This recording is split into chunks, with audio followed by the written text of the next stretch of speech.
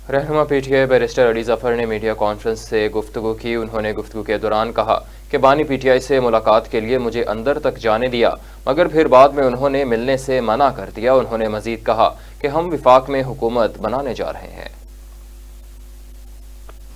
Form 45 होता है जिसमें आपने हर पोलिंग स्टेशन से आपका पता होता है कि आपको हर कैंडिडेट को, हर जो कंटेस्टेंट है उसको कितने कितने वोट मिले हैं।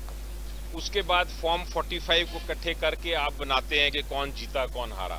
तो चूंकि हमारे सारे कैंडिडेट्स के पास फॉर्म 45 हैं और ओरिजिनल फॉर्म 45 हैं, इसलिए हमें नहीं लगता कि ये कानूनी जंग जो है ये ज़्यादा देर लगाएगी। ये इंशाल्लाह काफ़ी जल्द उसके फैसले आ जाएंगे।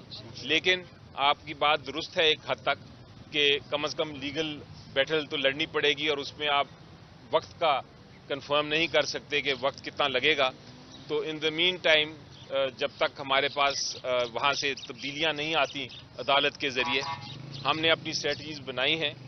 और इस वक्त जो लगता है वो ये है कि केपीके में भी, सेंटर पे भी और पंजाब में भी हम राब्ते में हैं लोगों से। वहाँ हम हुकूमतें बनाने में कामयाब हो जाएंगे इंशाल्लाह। देखें, जहाँ तक जो हक है, सबसे पहले जमहूरियत में पार्लियामेंट्री डेमोक्रेसी है हमारी, जो हक है जिस पार्टी का सबसे पहले हुकूमत बनाने का, और आइन भी ये कहता है, वो हक होता है जो सबसे बड़ी पार्टी हो, जिसको मैंडेट सबसे बड़ा मिला हो।